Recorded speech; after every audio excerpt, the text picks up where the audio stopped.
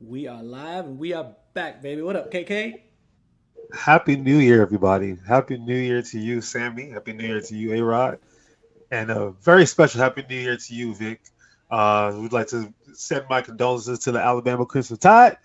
And that's all. But be fair with the Yeah, podcast. It's coming out the 2020. gate like that.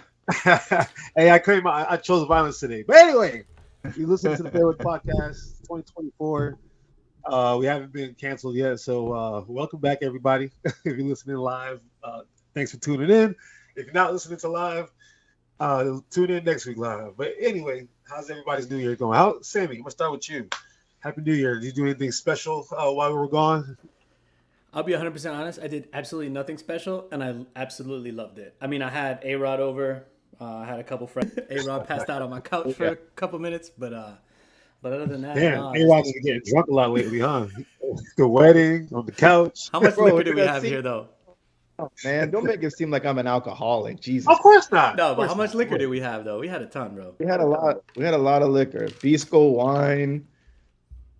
Got a little schwazy. Yeah. What about you, A-Rod? Oh, I mean, mine was really relaxing. Just hung out with family on Christmas. Had a few friends over at the house. Yeah, real chill. Nothing crazy. Didn't get fucked up. Went to the Bucks game. As a bad omen. I wore Saw the that. Eric Rhett jersey, vintage 1994, and some Bucks fan was like, "Dude, I'll buy that off you for 100 right now." I said, "Say no more, fam. Show me the cash." Ah, You sold it to him for 100? Yeah, I bought that jersey for dope. like $30, man. That's dope. That's dope. Was it from DH All right, game?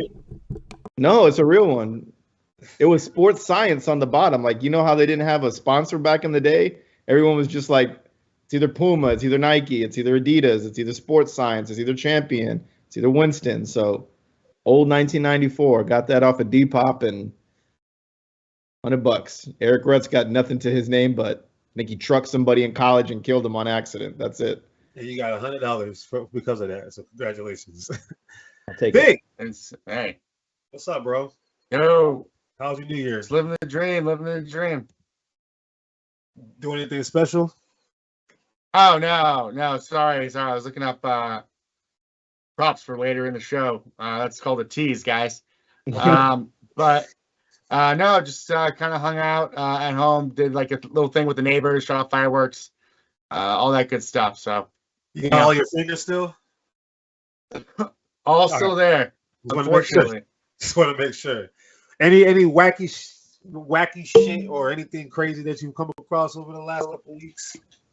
No, I'm honestly, I'm still kind of shook about A-Rod's story, how he just sold the guy a shirt. Did he give you a shirt back? No, I had an undershirt underneath, man. I don't Oh, wear okay. a jersey without a shirt. That's like savagery to wear a football jersey without a shirt underneath. That's wild. Yeah. Hey, that's cool. That is a whack. That is pretty wacky. I got That's it. the best story. I think we're not going to beat that. Hey, it was, What about- it was a great finesse before 2024. So Would you say you got a story, A-Rod? yeah, I think mine was watching the college commentating before the Alabama Michigan game, and Reese Davis. Holy shit, man! When he Dude, said that was funny. oh my god, when he was about to say what lank is, and he said naysayer. I was like, oh my god, he's gonna say this on national TV. But You gotta let him naysayer know. You gotta let him naysayer know. yeah. You know what I'm saying? he, That's my quote for 2024. Let him naysayer know. yeah, man. I mean, that was wild to me, man. I mean, even Pat McAfee was like, I don't think that's what it means. I was like, oh wow. Speaking of Pat McAfee, I got one. But Sammy, what you got? Man, I think the craziest thing, and this is only because it was part of the NFL that I was watching on Sunday, was I saw Juwan Johnson make one of the most ridiculous catches that I've ever seen a tight end make, and that's when I knew the Bucks were going to lose after he made that catch. I don't know if you guys saw it, but Oh yeah, I saw that. that man caught the ball, did like a somersault, and got right back to his feet. I'm like, this man is Jackie Chan out there right now. Like, what the hell is that? I was super athletic, bro. I was funny thing I was trying to do at the game was do a jersey swap with a Saints fan. and no one wanted to do it, man. Everyone's either sauced up or like kind of shitty. I was like, damn, come on. Or they have Let's just no do a idea what jersey. that means because they don't watch soccer. Yeah. I was like, Gotta damn. take a y'all picture suck. and everything. Yeah, I was trying, but nobody wanted to. All right. So first of all, I went to Savannah last week. That was my first time there. That was fun. That was a lot of fun. Drank a lot, walked around a lot. You know, my step count was pretty crazy, but that was fun. And then also something more sports related. Speaking of Pat McAfee, Aaron Rodgers and Jimmy Kimmel are Oh my at god. war of words right now, and it's like, yo, what the hell's going on ESPN and ABC right now? The Disney family is looking a little shook up right now, but yeah, Aaron Rod and A-Rod, we gotta talk about your boy Aaron Rodgers, dog. Like he be on some controversial shit all the time, man. Like what give? Like why you gotta say some crazy shit like that, bro? Bro, when you don't play football and that's your job and you just sit on TV on the Pat McAfee, like I feel like when he goes on the Pat McAfee show, he just has like diarrhea of the mouth. He just says like the dumbest shit. But like when you interview him on TV, he's so well spoken. He's so to the point, everything that needs to be said. But like on Pat McAfee, he just does a little ayahuasca and then jumps on the pod and shows up. You know he gets paid 7 figures from Pat McAfee for doing that shit every week. It's fucking fun coupons for Pat McAfee. Right.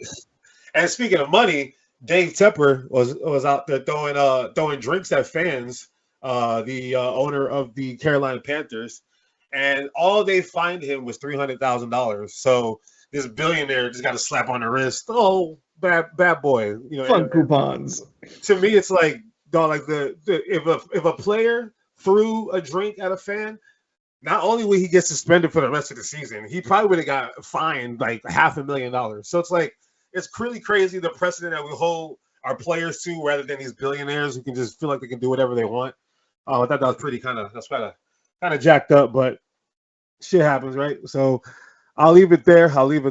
Obviously, we first show of the year. We have a lot to get to over the last couple of weeks.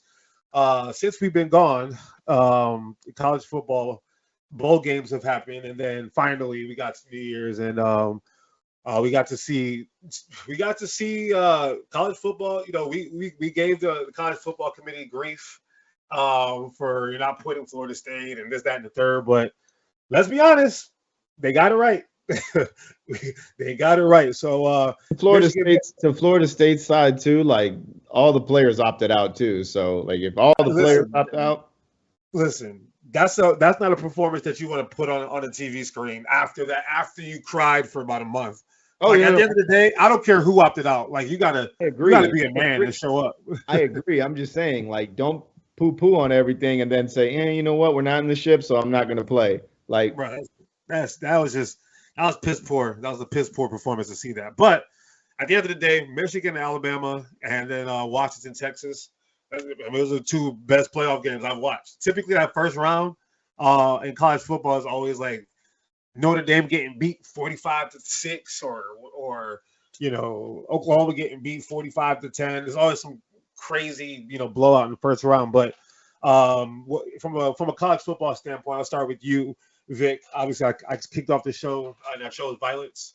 So I'll give you the floor. What's your biggest takeaway from that Alabama-Michigan game? And I'm sorry for choosing violence, by the way. No, it's all good. So, biggest takeaway for me would be the fact that I definitely think. Well, let me go back. So, I think that the college football committee got it right with all 4 teams. Yeah. I think Florida State got whomped by Georgia, so I mean that makes me kind of lean towards putting Georgia in. But how am I going to say who would I leave off of that out of that group of 4? But as far as the Alabama game, I mean, good for Jim Harbaugh. I'm happy that he got over the hump, finally won a playoff game. I wouldn't be surprised if he made the leap to coaching in the NFL within the next 3 years, especially if he wins the national championship. I would not be surprised. Okay. Oh yeah, for sure. Mm-hmm. So yeah, and for Alabama, I mean, look what killed them, right? They couldn't move the ball on offense. They kept getting stuffed, and then when the center actually snapped it correctly, the one of the handful of times. Yeah. It almost always felt like Jalen Milroe was getting pressured every time. He had no time to throw. It was either sack, a bad snap, or a miracle play. And that's just the way it goes sometimes. Congrats to Michigan. Congrats to you, KK. Thank you. And crazy thing about that, I'm going to ask you this question, because when I was talking to people over the last couple of weeks as to why I felt like we'd be able to win, I feel like we're going to hold our own in the trenches. And everyone kept telling me, "Oh, against Alabama, that's never going to happen. SEC, and that normally would be the case. But in the trenches, we were able to, to really kind of just dominate the game. So, do you think now that the league, with college football, there seems to be a lot more parity, because players are not all going to Alabama, they're not all going to Georgia. Like, you got NIL here, I'm gonna go over here, transfer portal and everything. Do you think the playing field is a lot more level now, and maybe the dominance that we see from teams like a Georgia and Alabama, we're not going to see anymore? We're going to see a lot more, more balance in college football. No. I think I don't know that NIL has done really any good. Of course, it's benefited the players, right? But in terms of like leveling the playing field, I think it's done. I think it's done more harm in terms of leveling the playing field, because you have the bigger schools like Alabama, like Georgia, like Michigan. I mean, these aren't small schools that are in the college football playoff, right? Now, if you told me like Liberty was in there, then I'd be like, holy shit, yeah, this is great parity. But next year, when they go to 12 teams, Liberty would probably be in there. So yeah. I mean, the expansion is great, but I don't know that NIL has leveled the playing field for smaller schools at all. I just think it's more difficult because Alabama can pay somebody $1 million, right? Where USF or UCF can't, and that's just it makes it even worse. They're gonna govern it properly. I think it's just the wild west right now, but I think at some point they figured out, like, look, man, we gotta change whatever we got to do. But Sammy, I'm gonna give it to you to kind of continue that, but also from your Oregon perspective, obviously they weren't there, but the team that you've seen a couple of times, they've made themselves. It feels better now that you lost to the team. At least it was a team that made it to the championship game, right? So you have 2 14-0 teams. So give me your perspective of Washington and what they were able to do against Texas. Yeah. I know we've been talking about Michael Penix all year, and he looked amazing. So what do you think about all that? I think Washington did 2 things, and not to sound like beating a dead horse here, but I think it showed the world Michael Penix again, right? Like, he was able to run a lot. He showed that he's got the legs, that he can create the space if he needs to.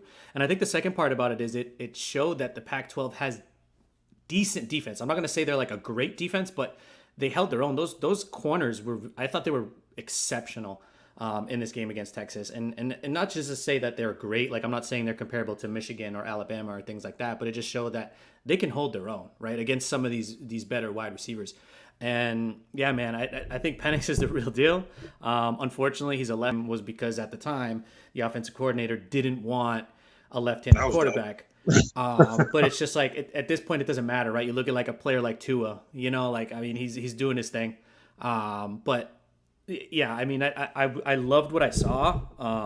And again, like you said, I'm proud of Oregon, of how they played against Washington, a strong Washington team like that. And I did hammer it. I said, like, look what Washington did to stop Oregon in the Pac-12 championship. Like, Oregon's got a great offense, and they continued that right after the Washington game. What did they do? They smacked. It was Liberty, but still, they smacked Liberty, right? So it just showed that it wasn't that their offense got worse. It was Washington's got a decent defense. So anyway, I'm not gonna beat a dead horse here, but yeah, they showed the world, man, and that they belong there. And A-Rod, no, we got the table set. I don't know when the last time we had 2 14-0 teams make it to the championship game. I could be wrong. I don't know. There's been so much change with BCS and all this shit over the last few years, but what do you think needs to be done for Washington, and what do you think needs to be done for Michigan for each of them to kind of come up with the victory next week Monday? I think we know Michigan is the favorite for this, obviously. I think was it 3.5, 4? It was a 4. Yeah, something like that when I looked at it. Another crazy thing I meant to allude to when we were talking about the Michigan-Alabama game is the center that kept hiking the ball. He's already jumped in the transfer portal, so he gone. Yeah. For Alabama? Yeah. Yeah, he gone. Damn. That's wild. That's They must have pulled his money from his McDonald's bag. Yeah, they said sorry, bro. It's gonna be a really good game. Washington historically does breed good defensive players. Their defense is always pretty solid, at least a few guys on the defense, but this is the best I've seen it.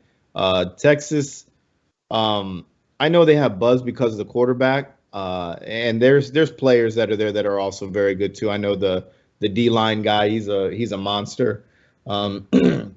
But they were able to hold their own, and I don't know, going against this Michigan team, I feel like with all the adversity that they had, with the whole coach thing going on and Harbaugh being penalized and the sign stealing, and then losing last year, and then Corum not even being in that game last year, to showing what he's very capable of doing in this offense and why he's needed.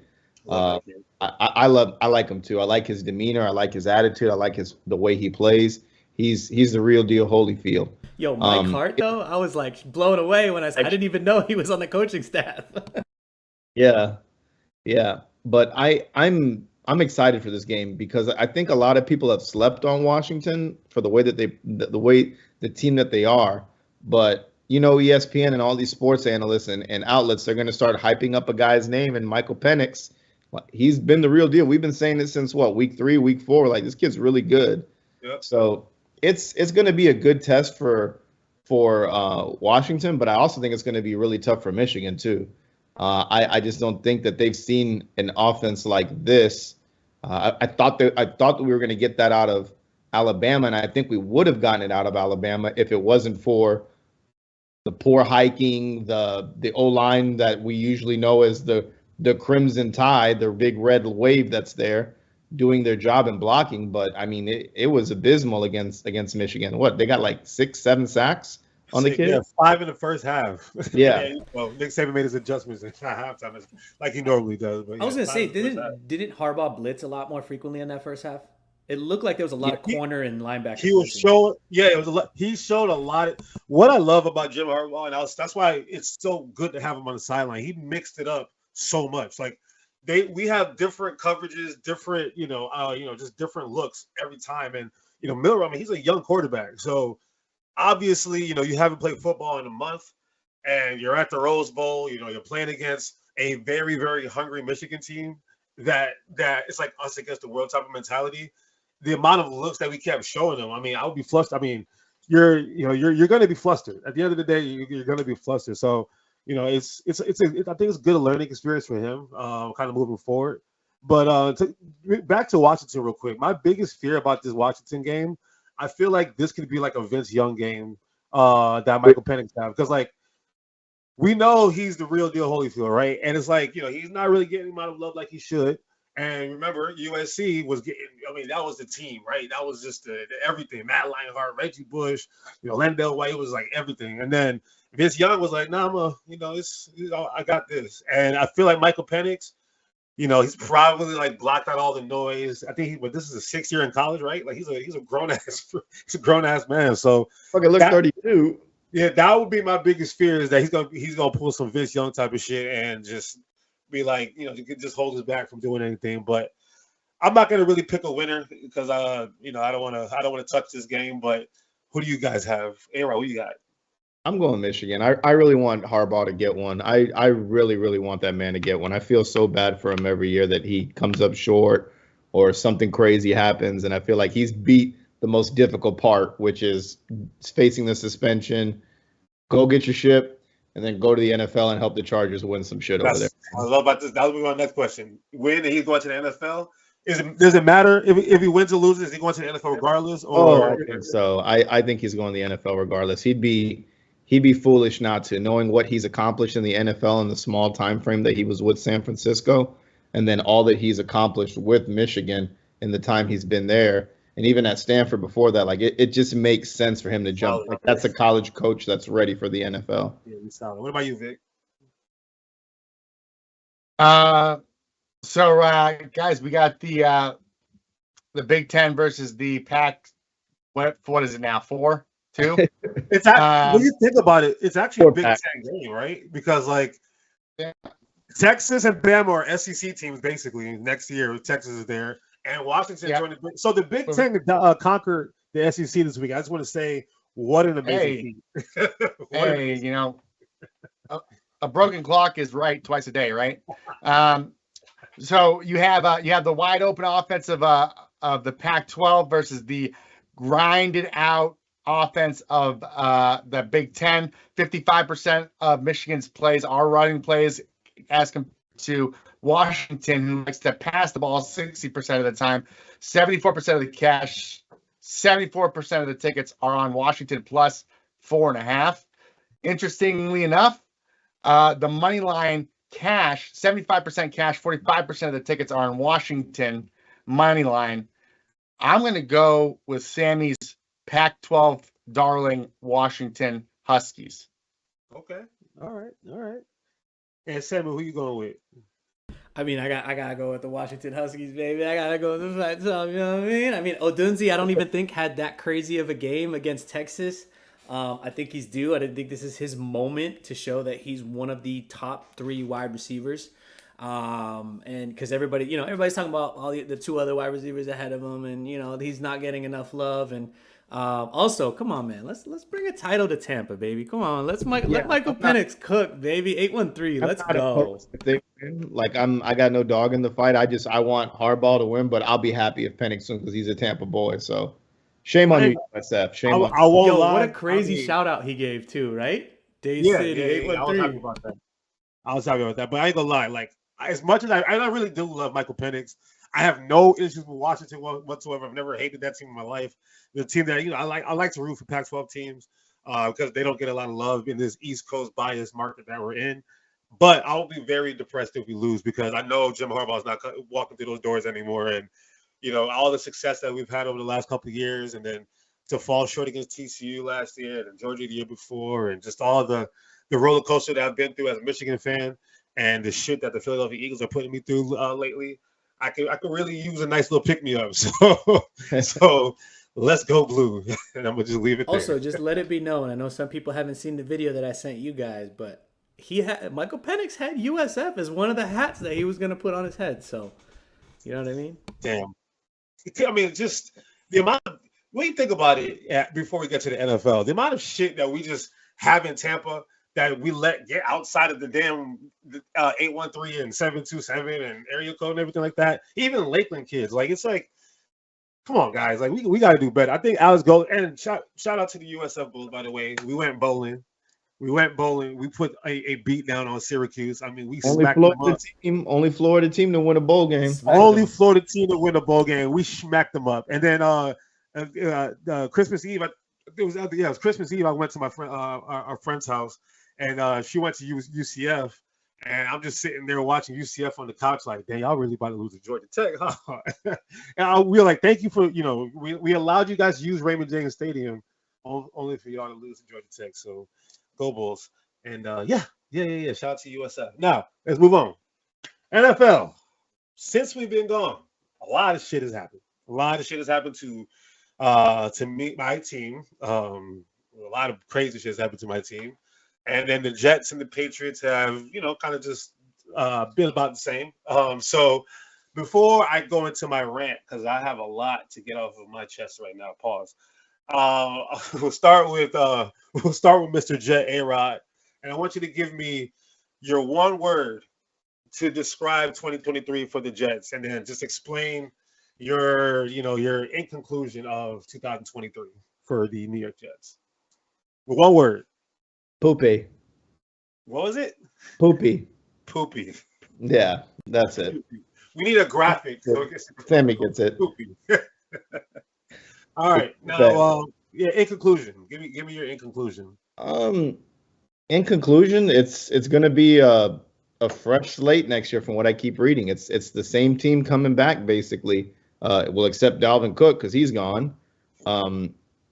I understand that move there 100%. I would be pissed if I was brought in to contribute to the offense and I've slid down to the third string running back and the guy they put in front of me fumbles a punt return and can't get 5 yards or He should 3. go to Buffalo. He should go to Buffalo just to.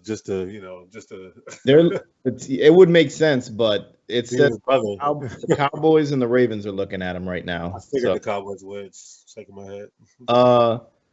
but it's going to be the same team, and from what I'm seeing next year, coaching staff, the GM is returning. I keep hearing everyone saying, pointing fingers at the GM and the head coach. Like, I understand all that. In a normal situation where you don't bring in Aaron Rodgers and he dictates everything, this would be a complete fire and gut and redo everything. But how many times has this team done this? This is the same shit over and over again. We hire a head coach that's usually kind of good, and then we don't give him anything. And this is the first year that we finally have a good quarterback, and it just so happens 4th play of the season he's gone. So I'm okay with it all happening all over again. If he tears his ACL again, fire the staff. I don't care, But it's whatever, bro. Like, I hate talking about this team because they get your hopes up every year. Every year it's the same goddamn Jets, man. We're supposed to be X, Y, and Z, but we're really A, B, and C. So it just doesn't make sense. But, ready for draft, ready for next year, and that's all I really got to say. Vic, I need one word for the Patriots. No, fucked. All right, give me your conclusion. So, here's the thing. So the Patriots ranked 32nd in the NFL in points this season, 28th in yards. That is the worst ranking the New England Patriots have had in the history of the franchise, dating back to 1960. That's the worst offensive ranking.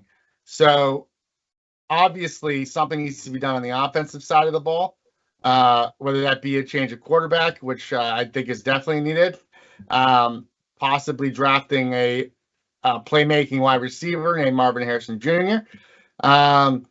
That might help, and then sign, whatever quarterback. I mean, we saw what Baker Mayfield did this year. You just need somebody serviceable, and getting some fresh blood on the offensive side of the ball in terms of play calling. I feel like Bill Belichick keeps recycling these guys and not getting young guys a chance. I do not think Bill Belichick's getting fired. I can't see that happening in a world where Robert Kraft owns the Patriots.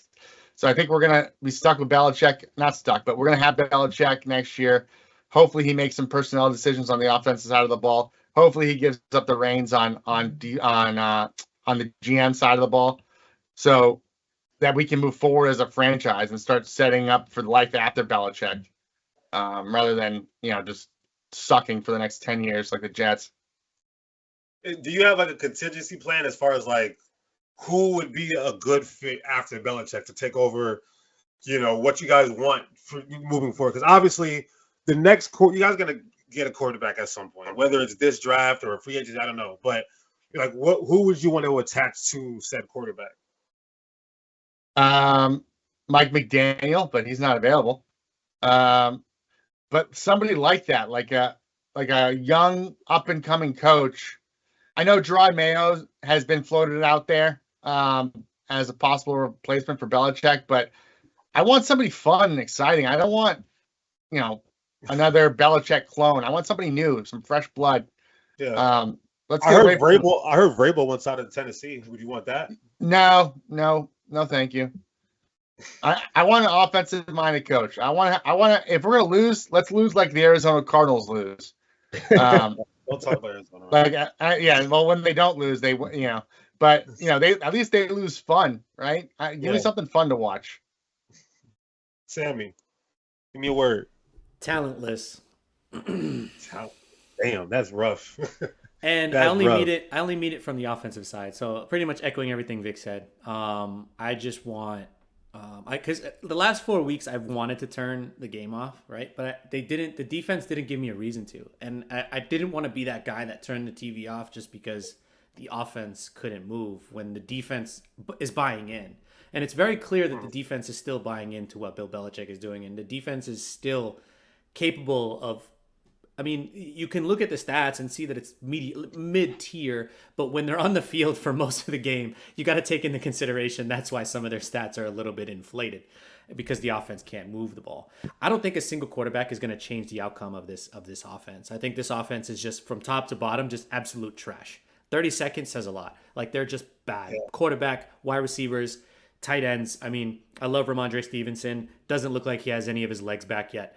I mean, it's all overall just that offense is a complete trash, and something has to happen. I think 100%, if nothing else, I want Bill back to just coach, because in the last 4 to 5 weeks we've seen he can still fucking coach. Maybe not quite so much on the offense, but I don't want to fault Bill O'Brien for the lack of absolutely no talent on this team. You know, no disrespect to Demario Douglas, like some of these other guys that show a little bit of signs of life, but this offense is so bad, but the defense still looks like it can hold its own against some pretty good talent, you know? Yeah. I mean, for me, if I have to give, because it's not like the season's over, but it might as well be. At this point, I've already accepted our fate in Philadelphia. You know, for me, if I had to give a word to describe this year, it's unorganized. I feel like for everything that, you know, I was proud of Nick Sirianni of last year, I feel like it's complete opposite this year. I feel like, you know, defensively, you know, obviously, you know, we've been dealing with injuries and everything like, but who in the NFL is not dealing with injuries? And I feel like he doesn't really know what's going on. Like, I feel like he's I don't know. I feel like the expectations got a little bit too big for him maybe this year after making it to the Super Bowl. And, you know, just a couple of years ago, people were making fun of him because of his, you know, his first interview and everything like that. And the way, you know, how we've looked over the last month and change, it's just been very unorganized. Offensively, Brian Johnson has gotten worse every week. I posted something on Instagram the other day of I want Frank Reich back in the locker room to run our offense, because let's face it, you know, we see it with even with Jeff McDaniels, right? Like, some people are just better suited to be coordinators, and some people can actually be coaches. Frank Reich, unfortunately, just can't be a head coach, but he could be a hell of an offensive coordinator, and I would love to have him, you know, have him back in the locker room. So, you know, that would be nice. But yeah, offensively, we just look unorganized. You know, we're throwing a lot of interceptions, and we run the same plays over and over. Like, I can predict exactly what we're gonna do. Defensively, we're just getting gassed up by you know, everybody. You know, name them. You know, Tommy DeVito or Tyrod Taylor or who else? Kyler Murray, Greg Dortch, James Conner. Everybody. If you want to have a good offensive game, go ahead and play the Philadelphia Eagles. And it's a historic meltdown to me because of all the expectations that we had. Obviously, I know that in the beginning of the year, you know, people were asking me, like, was I concerned about how we were winning? And at first I wasn't, but deep down I knew, you know, we needed to fix some things, and we did not fix anything. And I think winning all those games early on is why we're not going to do anything in the playoffs, because I don't think we took enough, you know, we weren't mad enough about how we were winning. And now we're starting to see, now that we're losing, AJ Brown mad, Devontae Smith mad, Jalen Hurts stoic. It's just can I ask you this? The meme of the dog in the fire, this is okay, is what comes to mind. That's what comes to mind. That's literally what comes to mind. Yeah. Well, what you got, Sammy? I'm just throwing this out there, and only because Victor and I know a little bit about this. Would you put any blame on Matt Patricia? I didn't even know he was there, to be honest with you. It's hard to, because it's looking worse since he's been in that position. The side was pretty bad too. And what our biggest issue is now is that we're not getting any kind of pressure. Like, we normally were able to win on the defensive line. I have no idea what's happened to our defensive line. You know, we still have, you know, Carter. We still have Davis. We still have Fletcher Cox. We still have, even we got the rookie from Texas that got drafted in the 7th round. He was making plays the other day. We have the guys, but that is what's missing, because it's not like our secondary has always been great. You know, the reason why we're a pretty good defense last year because we had 78 sacks or something like that, like second all time behind the 85 Bears, I think it was. So to me, I think I don't know, but we'll probably get the Bucks first round here in Tampa. And the last time that happened was when Jalen Hurts was just getting started and we got ran off the field. Hopefully, we can win that game, and then we'll find ourselves in a second divisional round on the road, either in Dallas either in San Francisco or Dallas or Detroit for if anything happens. But no matter what, we're going to be on the road in the divisional round. So it was a fun ride. It was a fun ride, but I think it's going to help me now to know that I've already accepted our fate. It hurts less. That's why I'm able to rock my Eagle shit today, because I've already accepted that we trash now. So I'm happy to be a fan. Yo, get this man out of here. Get this man out of here. I know, seriously. Man. He's got 10 wins or 11 wins on the season, bitch. Hey, come on, guys. It's fair weather, man. I'm back. Exactly. Welcome to the Fair Weather Podcast, people. I'm back. Wasn't Matt Patricia, wasn't he a defensive coordinator with the Patriots? Am I right or am I wrong? It's both. And he got what the fuck pressure. is he doing coaching offense? He became a special assistant, and then the side was doing so bad that they moved the side upstairs to the booth and let Matt Patricia start calling plays. And I don't know. It's like, think about it. It's in the last year, we lost to what's his name in Arizona, who just he was our defensive coordinator last year. We lost our offensive coordinator like 2 years in a row. We lost. Now we have a new defense. It's a lot of just unorganization, and it's just ugly. It's just ugly. But I don't want to talk about the Eagles anymore. They let me down. It's we should. I wish we would have won the Super Bowl, because look at the Chiefs now. It's like I look at them now. I'm like, how the hell did we lose to Juju Smith-Schuster and MVS? Like, come on, man. I'm so mad. I'm so mad about that loss. Juju Smith-Schuster, Jesus Christ. Shit happens, right? Shit happens. But let's move on to some teams that are actually doing well. The last time we were on, we were kind of figure out, who the better team was in the NFL, and who the MVP could be, and all this other stuff. And then back-to-back weeks, Lamar Jackson said, "Hold my beer, hold my cleats, hold whatever the hell y'all want." And now the Ravens have established themselves as they're the big dog now. They smacked up the 49ers, and then they smacked up what you would call this team, the Dolphins. So, Vic, I'm gonna give the floor to you. Has the Lamar Jackson led Ravens proven that A, he's the MVP, and B, the Ravens are the best team in the NFL, bar none? Yes and yes.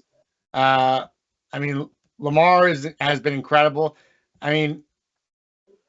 If you're looking at quarterbacks in the league, because basically it's a quarterback award nowadays. Yeah. So if you're looking at the best quarterback in the league right now, other than I think Jalen Hurts had a case early in the season, but that has since passed by. I think it's strictly on Lamar now. Who would you rather have right now for your franchise? Between who, Lamar and Jalen? No, just Lamar. Like any quarterback in the league right now, who would you want to have? Lamar, Patrick Mahomes, Justin Herbert? I don't think there's a more dynamic player in the league than Lamar Jackson. Yeah. So he's undoubtedly my MVP. Now, are the Ravens the best team in the NFL? I'm not sure. I think that they are. What are they the missing? Favorite, right? What's that? What are they missing to you then? There's other good teams. I think that sometimes they can fall into a funk offensively, where they can't put up points, which scares me against teams like Miami that can put up points in a hurry. I think they match up great against any NFC team, but I just think I think Ravens are the best team right now, but I wouldn't crown them champions just yet. So is there a team in the AFC that you would kind of put on their level still, or is it kind of run away in the AFC for? Yeah, no, I still like Miami. I still think Miami is on that level. I don't Now think so. I'm gonna give it to A-Rod because I know you got a rebuttal for that. Y'all laughed at me when I picked up the Ravens against the 49ers, and I came out smelling like a white mushroom, man.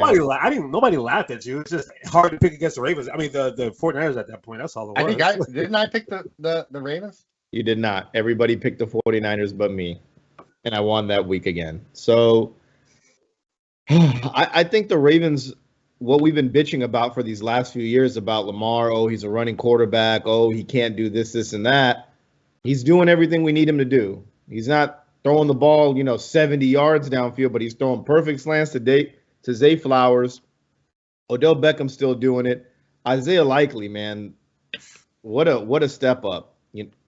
They lose Mark Andrews, which is huge to that team, and this guy just comes out of nowhere and is balling out. And the running game, they can kill you with any one of the running backs, including Lamar Jackson, who's leading the team in rushing at that. I think I saw Melvin Gordon play last week, which was crazy. But the Dolphins, yeah, that ship I think has sailed after Bradley Chubb tore his ACL. I think that's gonna hurt. And Jalen Waddle, I know he's got an ankle or a knee issue. That's lingering. That's hurting. You sold me beginning of the year, Vic, and saying that the Dolphins are pretenders, and now you're on the Dolphins. I'm on the bandwagon. Yeah, I don't know. I respect Mike McDaniels. I respect the team. I love what Mostert's accomplished there because I thought he could accomplish that easily in San Francisco. But if McCaffrey's there and you can get him, I completely understand that. So for him to have a bounce back year with the Dolphins, I like it. But I just think injury bug came late in the season for this team, and it's going to show. And Dolphin fans are going to be right there. I mean, you made the playoffs. We're going to do our pick'ems in just a little bit. I don't think they won the division. That's crazy it's crazy what could happen this weekend with Buffalo. But let me ask you this, Sammy. And I'm kind of skipping around, but kind of tying the Ravens back in. Do you think Lamar is should be winning the MVP and the Ravens are the best team in the league? And then B, who would be more dangerous to him? And we'll just kick this conversation now because the Browns and the Bills have looked excellent as of late. A lot of people try to write off Josh Allen and the Bills, and lately they've picked that shit right back up. The Patriots gave them a fight, but that's what the Patriots do. But they picked the shit right back up. And then Joe Flacco's old ass, I don't know what the hell what the hell they need to drug test him or something because the Jets could really use Joe Flacco right now. Do you think the Browns and the Bills can give Lamar and the Ravens some problems? To answer your first part of that question, I will say yes. I think Lamar Jackson, is already the favorite. I think he's like minus 1,000 or some shit like that, or something crazy. Oh wow! He's pretty much that crazy? Yeah, he's pretty much a shoot-in or something like that for the MVP. Now, as far as the Ravens, one thing that I looked at that was pretty interesting was the DVOA. And if you look at Baltimore's overall DVOA is one of the best in the entire league. And before the game against San Francisco, they were 11th of all time, of all time DVOA. So that's combining offense and defense. San Francisco was 5 at the time, right? So overall of all time, right? Since they've done this stat, I think it's been like 15, 20 years. They've kind of correlated this stat over the whole time. Can you tell the people who are not nerds? Can you explain DVOA to the common folk? Yeah, so it's a defense value over adjustment. So it's pretty much looking at all the individual plays and comparing them with league average and seeing how far above or below league average they are, essentially, right? Without going too much into the math on it. And so the Baltimore Ravens before were slightly below, right? Like they were slightly below the 49ers of overall, but also slightly below this year. There was 1 and 2 pretty much. So when they faced each other, obviously Baltimore overtook them, right? And they overtook them by a pretty large margin. Now, granted, the San Francisco 49ers still have one of the best offensive DVOAs. It makes sense, right? Because if you look at kind of the offensive talent, it kind of all checks out. So I think as far as overall, I'm now on board with the Ravens. I know I was a big stickler about the Ravens, and I honestly think since Mark Andrews got injured, I think the team looks better. to be honest. I think it's because now they're using more 3 wide receiver sets, which is more aligned to what Lamar Jackson used a lot at Louisville and why he looked so good when he was at Louisville. I think having a tight end in the middle kind of slowing things down is really detrimental to his skill set. So I think having Isaiah Likely, OBJ looked like he had a slight resurgence last week, right? That catch was freaking ridiculous. But yeah, I think Baltimore is overall the best team. I think San Francisco's still very close. Remember, it's only been a 1-1 right now. Like they've only played each other once. So we'll see what happens if there's a potential rematch. And I think to answer your last part of your question, I think out of the 2 teams that have a potential to maybe beat them is probably the Cleveland Browns, because if you look at their DVOA, they're in the top 10 as a DVOA. It's not great, but it's mostly because their defense is so good. Their offense hasn't been great, but that doesn't account for the last 3 to 4 weeks that Joe Flacco has been the quarterback, which has obviously improved their offense slightly to be a little bit more consistent on each play. So I think the Browns, out of the Bills and the Browns have the best chance. Vic, what you think between the Browns and the Bills? Who can give them a run for their money?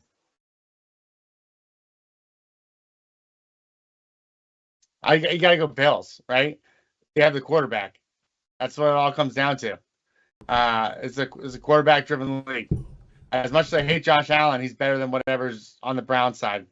Joe Flacco's look good, though, man. Joe Flacco's look good. Playoff Joe is not to be missed with. Let's chill. He ain't Sleepy Joe, that's for sure. Let's chill on this. He's still Joe Flacco. That pumpkin's or that carriage is going to turn into a pumpkin pretty soon. But no, give me the Bills. I'll take Josh Allen over Joe Flacco, as much as I hate Josh Allen. But honestly, I don't think either team's going to be that dangerous. But I'll take the Bills if I had to pick one. You don't think so? No, man. I think it's going to be a cut. I think this one's going chalk this year. Really? I think this is a chalk year. It's gonna be, to me, it's gonna be one of those weird things because, like, first of all, the Chiefs, they might not even win a playoff game. Let's just keep it 100. Well, that's true. They might not even win a playoff game. That's how bad it's looked this year. But the way Flacco and Josh Allen have looked in December, I don't know, man. What do you think, A-Rod? My money's on the Browns. It's a divisional opponent. They know how to play against them. I think Myles Garrett comes for blood in the division every time. You see it with the Steelers, what he does.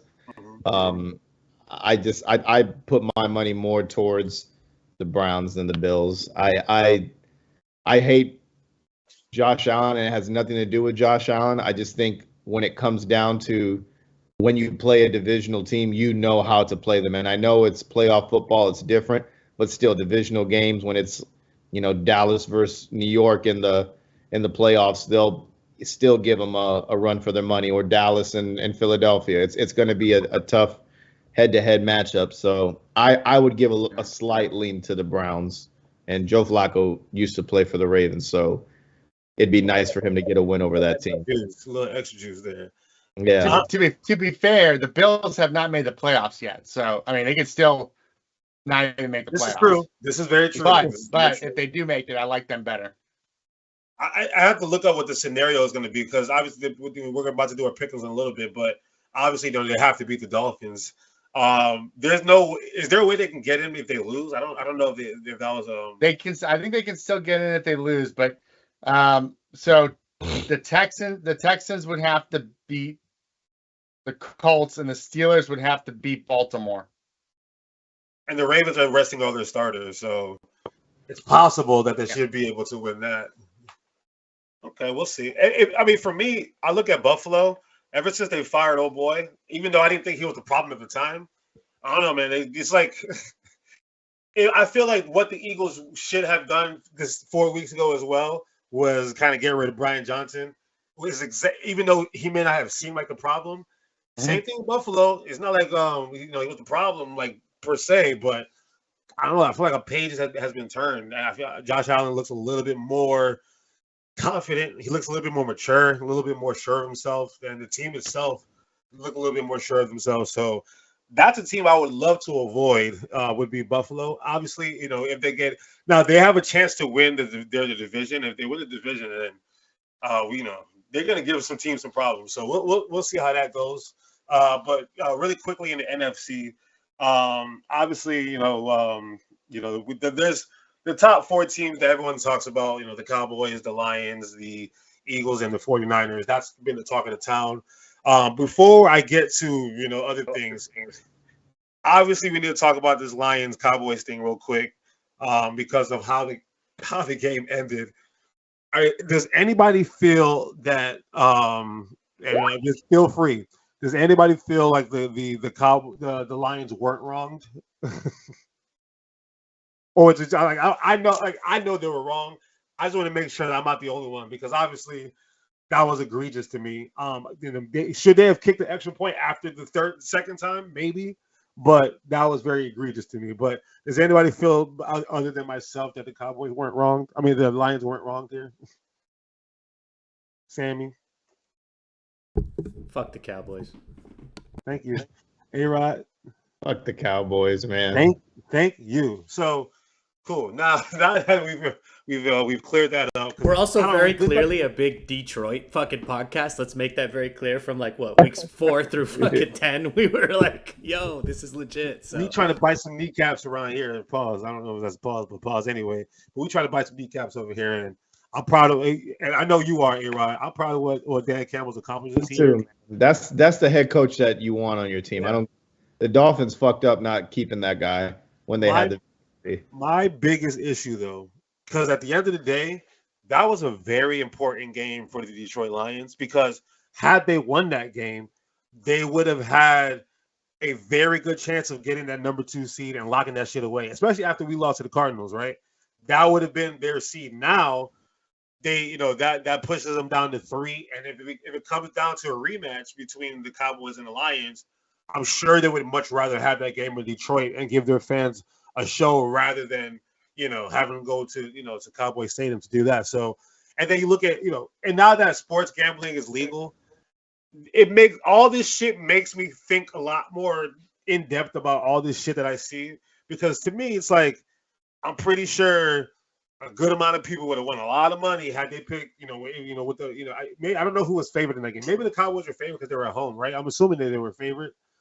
A lot of people would have made money, had they gone money lines or some shit like that. So I feel like a lot of money might have been lost because of that from just a betting perspective, with legalized gambling. And then on top of that, playoff seeding and, all this stuff. So to me, that was a very egregious missed call. And I'm very disappointed in that, not just because it's the Cowboys and not just because it's against the Lions, because, the Lions haven't had a lot to cheer about over the last few years. But I feel like that was, they did pretty dirty. So, but I don't want to stay on that too much. But we saw that debacle. We see the Eagles, like I mentioned earlier, just trash. And then 49ers, they got smacked up against Lamar and company.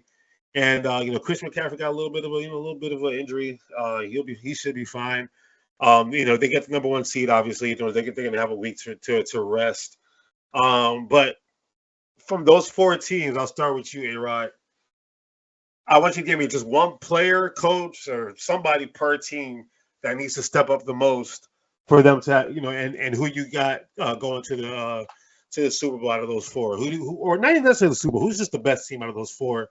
And what player or coach or assistant or fan, whatever. 4 teams? What were the 4 teams? I'm sorry. The Lions, Cowboys, Eagles, and 49ers. It's hard not to pick the 49ers, but I'm sticking with my man Dan. I feel like Dan's gonna get far in the playoffs. I don't think he goes to the Super Bowl. I think he comes up short. I think he'll go to the NFC Championship. I'd love to see him in the Super Bowl. It'd be so great for the city of Detroit. But Dan Campbell's made a big impact to that team. You can say Amon-Ra St. Brown. You can say Aiden Hutchinson. You can say any player on that team. But I think it all comes down to what Dan Campbell has been able to do and put together a roster there and turn Detroit from the shit show it's been for so many years. What about Goff? Because, we've seen Goff in the playoffs before. He's made it to a Super Bowl. Yeah. But part of the reason why McVay got rid of him is because he felt like he needed to, he had to be too hands-on with him, whereas Stafford could just go and just do his thing. So what do you think about Goff? Goff is a little bit of a question mark, but like you just said, he did go to the Super Bowl, so I don't hold that against him. I just think I don't know with Jared Goff, he's always hot and cold with me. Like I give him so there's too much inconsistency, but I think the running game makes up for it, and if he can just find Amon-Ra St. Brown or any one of those other wide receivers that just show up like Jameson Williams, shit. He's down there 40, 50 yards, touches the ball every time like man. Yeah, but he needs to step up to show that he can be a 1 or a 2 receiver, because all he's being used now is a deep threat. So but I'm gonna stick with the Lions, and I give my my medal. All right, so who's the guy in San Francisco for you? Like who's going to be the one that steps up the most? Who needs to step up the most? I was actually going to play a little bit of a different game where I like talent, but like no. I won't lie. Because of Mike McCarthy. But this team can they stop CeeDee Lamb should have, but he can guard him this year, and I don't know why they don't do it. They don't scheme it up more. But anyway, regardless, Mike McCarthy is going to be the reason Dallas Cowboys underachieve. Okay, I like that. All right, Vic. Who are those 4? Give me the 49ers. Who's your guy? It's got to be Brock Purdy, right? It all rests on his shoulders. We know what McCaffrey's going to give us. We know what Carroll's going to give us.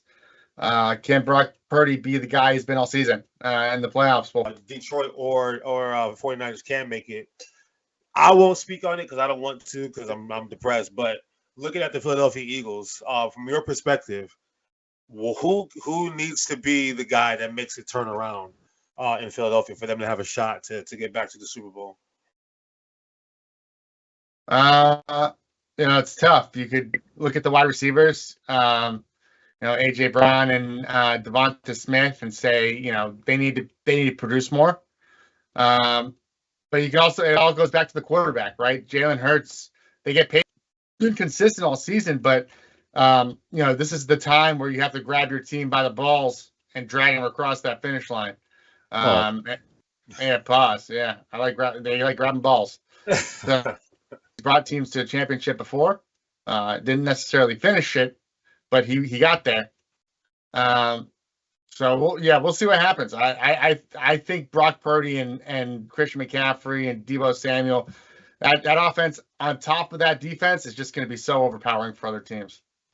Yeah, I feel like Jalen Hurts is being held back by Brian Johnson. To be very honest with you, I don't know what the hell he's calling up there, but it's not working. So I would love to say Jalen Hurts is going to be what we need to step up, because it's true. But I feel like we need to open up the offense, the playbook, because it's become too predictable. But yeah, it all starts with Nick Sirianni, though, because defensively and offensively, it's like I said when I was complaining, the organization has just been very off. So let's hop into some pick'ems real quick. I only got 3 pick'ems this week, and then we got a little special segment for Mr. Vic with some key week 18 key. That's a real plug. Yo, Hard Rock Bet, hit us up. Come on, man. Let's get a collab. Yes. Let me really quick. I gotta say one thing. Hard Rock Bet has made me fall in love with ping pong. Because shut the fuck up, yo, A-Rod, we gotta get this man some. This guy needs help. I gotta say, I've been hitting on ping pong, Vic. Table tennis, bro. I've been hitting. I thought the Afghani basketball games that our friend was doing was bad. Bad.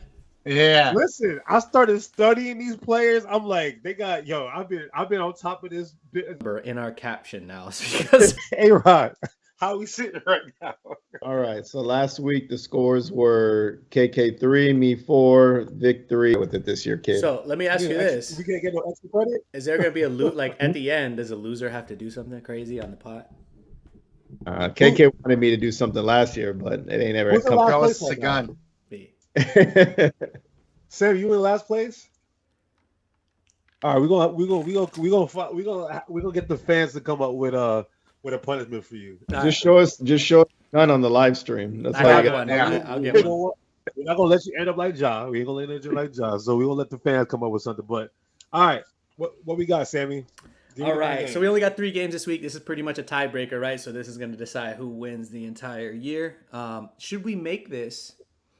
Oh wait, A-Rod, what is your score? How many you got for the year? Yeah, what's the score? I'm up 2 on everybody. Oh, because I was going to say, should we make this count 2?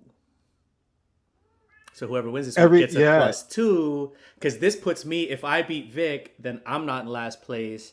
And then if KK wins, he's not in last place. Because it is that close, right? Between each one. I like it. Man, y'all suck. Whatever. We gonna work the math out. But yeah, Okay. we gonna work the math out. All right. We gonna work the math Let me out. win. All right. So You not. Losers, y'all suck. Because there's only 3 games, though. All right, you know what first I'm game. saying? The first game, we got Houston at Indianapolis. We got Houston is favored by 1 point. The over-under is 47.5. Nick, take it away, baby. All right, I'm gonna do my best. This is my flu game, guys. So right now we have the Texans 8-8 against the spread against the Colts 9-7 against the spread. The market has the line right now for the Texans is -1. The betting favorites currently cash 98% are on the Houston Texans. No major injuries for Houston except for Nico Brown, and no major injuries except for Gardner Minshew at quarterback for the Colts. The 30th ranked,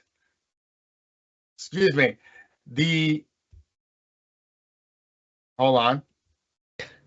This is flu brain. Oh, it didn't. Okay, something's fucked up on Pro Football Focus.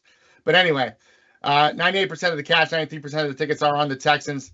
I will take the Texans on the road in Indianapolis on Saturday Night Football. Hey, Rod. Give me Houston, man. Jags aren't it. The Jags are fake. Not the Jags, it's the Colts. I know, but if they win, don't they knock out the Jags to being in first place? Is that the case? I think it might be right.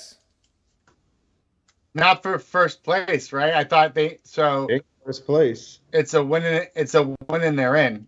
Yeah, this is a win you're in situation for sure for Houston and Indy, but I don't know who has a chance at first place regardless. But either way, you're picking Houston, right? Mm-hmm. All right, Sammy. Texans. Love me some CJ Stroud, baby. I'm gonna be very honest with you. I'm a lone wolf on this one. I feel like this is those random weeks that Gardner Minshew is like, nah. This man's swinging for the fences. He's like, 2 points on the line. I'm going good. all in. I'm good, bro. Give me Gardner Minshew, baby. We heard he bets on freaking table tennis now. Good God. You should look at Filipino field hockey at like 6 o'clock in the morning, bro. Minshew mania, baby. Minshew mania. No, I'm dead serious. Vic and I have a friend who bets on Afghani basketball. So, I mean, it could be worse, man. Listen, I look at Australian basketball. I look at Afghani soccer. I look at all of them, baby. Come on now. Bro, I literally, I think one time I bet on like Filipino rugby one time. I'm not gonna lie. Hey, back. Get it how you live, bro. You gotta get it how you live. That's wild. Y'all are wild. I know. All right, next game. All right, so the next game we got the Buffalo Bills at the Miami Dolphins. This game is going to be absolutely fire. You know we're all going to be tuned in. So with the Buffalo is favored by 3, the over/under is 49. Division on the line, right? So division on we the line. have what's that? Yeah, division is on the line. Division on the line, playoff spot on the line for the Bills. Pretty much, you got the Bills 6-10 against the spread against the Dolphins. 10-6 against the spread. This is in Miami. You have the Bills favored by 3, though, which is interesting. Bills favored on the road. That's a home dog, guys. That's a big deal. So that means 5.5 on of a the cash, neutral, 54%. right? Or no, it will be even. Yes. Yeah, 5.5 on neutral. 2.5 to 3 points is usually what you get. No, it would actually be 6 on a neutral, Sammy, because they're giving Miami the 3 points. So that's why it's not. Yeah. So they have the Bills heavy favorites here, guys. 77% of the cash, 54% of the tickets are on the Bills -3. I don't buy that shit. Give me the Dolphins at home against the Bills, and the Bills not making the playoffs. Even though I contradicted what I said earlier, I don't give a shit. See, that sounded personal to me. I'm picking the Bills. Let's go, Josh Allen. What you got here, right? Give me Buffalo. Miami are pretenders, man. Sammy. Oh, give me the Miami Dolphins, baby. Don't worry, you're not a lone wolf. Vic picked the Dolphins too. Oh, okay. Never mind. Yeah, don't worry. All right, Take cool. that. The second Last or one. third game we got, so the last and final. These are all pretty good games, man. I might do a little like three They're all window. they're box, all you know what I mean? basically playoff games. Like you gotta get. I mean, I will be for a chance honest. to get in. I'm gonna give everybody a fair warning. Vic, still give us all those different statistics. Stay away from the NFC South when it comes to betting. If there's nothing else to take from this year, just don't bet on the NFC South. Anyway, we got the Atlanta Falcons at the New Orleans Saints. New Orleans is favored by 3, so they get the standard 3-point home favorite, and the over/under is 42.5. What we got, Vic? All right, guys. So we have the 5-11 against the spread Falcons versus the 5-10-1 against the spread Saints. Sammy, you were onto something there. Both these teams suck to bet against. 96% of the cash, 62% of the tickets are on the Falcons on the road. Wow, lots of home dogs this week, guys. Right. Pretty interesting. I should say favorites in terms of cash and tickets. New Orleans is obviously at home, but this one's tough. You know, New Orleans has covered 3 of the last 4 games. I'm going with New Orleans at home, and I would take that -3 spread, I think. I wouldn't touch this game with, anything, bro. I would not touch this game in my life depending on it. This is disgusting. But, God, Arthur Smith is coaching for his job, but at the same time, his dad's a billionaire. He doesn't really give a shit. So give me New Orleans. You're right. Give me New Orleans, man.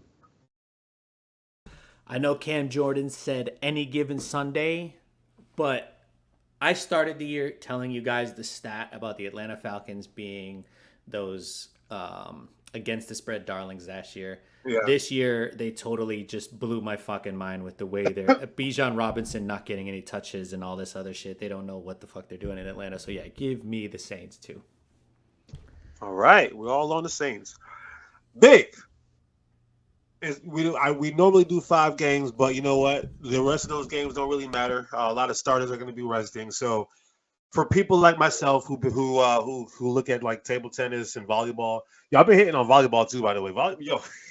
I've been hitting on some volleyball. So anyway, Volleyball's fine. God, it is. But let's look at some player props. Are there any player props that you've it was a beautiful marriage. That's all I can say. It was a beautiful marriage. Is there a player prop or player props that you looked at over this weekend that you would like to that you would entertain? Let the fans know. Yeah. So here's the weird thing: is that there's not a lot of player props out there right now in terms of like the lines, but I do have some stuff for you guys. So I'm gonna give it to you. So one that we do have here. Let me see here. I actually just found it. Where's the receptions? Not even there. Damn it. Let me hop on this hard rock. That's what I'm on right now to try and find the over under. Well, anyway, the first one I have here is Adam Troutman, anytime touchdown for the Denver Broncos, and here's why, guys. It's incentive season, right? So these guys are trying to make their incentives. Adam Troutman receives $100,000 bonus if he just gets 1 TD this game. Wow. That is my lock. That's my lock. That's my luck too. All right. So depending on the over under, let me see if it no, still no player prop for the Tennessee Titans versus Jaguars game. But if the over under is anywhere near 55 yards, 60 yards for DeAndre Hopkins, take the over. DeAndre Hopkins makes $1 million with more than 49 receiving yards. Damn. Okay. So you know he's going to get that bread. He getting that money. Well, who's throwing him the football this weekend? Tannehill. Is it Tannehill. Tannehill? Okay, yeah, he gonna get that money. All right. And two more that I'm not so confident about, but I will go ahead and just throw these out there for you. We got Austin Eckler. Let me see if they put out the player props for his over-under yet. They did not. So Austin Eckler receives a $100,000 bonus with 110 all-purpose yards. So all he needs is 110 all-purpose yards. I don't think that's very unlikely. I don't think that's unlikely to happen. So I would go with the over for total yards for Austin Eckler. You don't think they're, because they're a poverty franchise now and they need to go hire a coach. They're gonna be like, screw it, bro. You're not gonna get that money. Let's just not let you get those yards. Yeah, but they can't control what the coaches and the players do. They can tell him, yeah, you're a healthy no scratch. Yeah, well then you won't have the opportunity to make the bet. Yeah. so you won't lose any money anyway. Last long shot here. Odell Beckham needs 5 receptions to receive $250,000. $250,000. $250,000. So if the over under for Odell Beckham is anywhere around 5, I would take the over on that. All right. Unfortunately, like I said, we don't have the over unders for you, or the actual props, so I can't tell you what the over under would be. But big week for incentives. Take a look at those when you're making your bets this weekend. I know I will. All right, I appreciate that. That's some free game, bro. Like legit, that's some free motherfucking game. That's what I was about to say. That's some free game. So just know you're gonna be hearing from me on Saturday. This is gonna be all over the socials, bro. By the way, thanks, Vic. That's gonna be all over the socials, and I bet that's gonna get us some bread too. Hard Rock, you hear that? Let's go, Hard Rock. Free game. All right, it's NBA time. It's NBA time, Vic. I'm giving you the floor because you are Mr. NBA, and oh jeez. What we're going to do this week, because we don't get to. I feel like once the playoffs start in the NFL, I feel like we'll have a lot more time to really dive into basketball how we want to. But I'm sure we all have been paying attention to random things. I know I have in the NBA that I've been storylines and stuff that I've been following. So I'm gonna start with you, Vic. What do you? This is our time to just let our chest hair out. We're at a bar right now. You know what I'm saying? We're drinking. I'm drinking tequila. A-Rod's drinking moonshine. Sammy's drinking Chardonnay, and Vic is drinking. I got rum. I got some brewskis. So all right, cool. So Vic, seem like what's our NBA locker room bar talk? What we talking about, Vic? Oh geez, I'm on the spot. Who's your MVP this way to this? Hold on, what am I trying to say? Who's your MVP thus far this season? I'm between two personally. I'm gonna go to you, Sami, in a second, but I'm between Shai Gilgeous. Shai Gilly, man, he for real. But Joel Embiid, back to back, baby. He's going for back to back. This dude is on some other shit right now. He's on some other shit right now. Everybody told him last year Jokic should have won because they didn't want him to win 3 in a row. He's on some shit right now. I think he's averaging 35 points a game, like a center. And he's efficient as hell too. Boy, give me Joel Embiid. Sam, what you got? Yeah, unfortunately I have to agree with you right now. I mean, what Joel Embiid is achieving so far. I'm sorry. Can you say that one more time? I have to agree with you. I was on the Joel Embiid bandwagon last year. You could ask Vic. But yes, at this point, at this stage right now, what Joel Embiid is achieving at his size, at what he's able to do, you know what I mean? And not being a huge 3-point shooter. I mean, granted, he's still shooting decent for his size from 3 points, 35%, but doing it not on 35, only on shooting 3-pointers a game and having 35 points a game. Like, I mean, I know he's got a lot of free throws, but still, you got to give it to him. You got to give it to him. He's a free throw merchant. Hey, it's not their fault they can't guard him. He's a big man. He's a Which big one man. of them do? He's a big man, and he's shooting A-Rod. He's shooting 89% from the free throw line. So that's crazy. Thank you. Yeah, that's As a why he center. has 36. If Giannis shot 88% from the free throw line, he'd have 40. He'd be averaging 40 points per game. But he can't. Vic, he's a center. They can't guard him. He takes you. It's not like he plays all in the post. He's at the 3-point line. He's at the free throw line. He's at mid range. He's at the basket. He's getting rebound. They can't guard him. This is just what it is. Sorry. It's not like he's looking for the foul. We'll They can't still guard him. cook you. Don't get it twisted. We're still gonna cook you. Yeah. But Okay. He fucking flops. Hey, Al Horford. Let's go, Al Horford. Let's go. Oh. You're right. You gotta poor Zinga's gonna eat him up. I'll tell you who it is, and it's definitely not Jason Tatum. That's for sure. So I'm going Joel Embiid or Luka. One of those two for sure for me. And then my shoe-in is going to be, I feel like Jokic is going to somehow win it because he's going to average a triple-double, and you got to give him the respect. They said, too, there was a stat, right? So about Luka.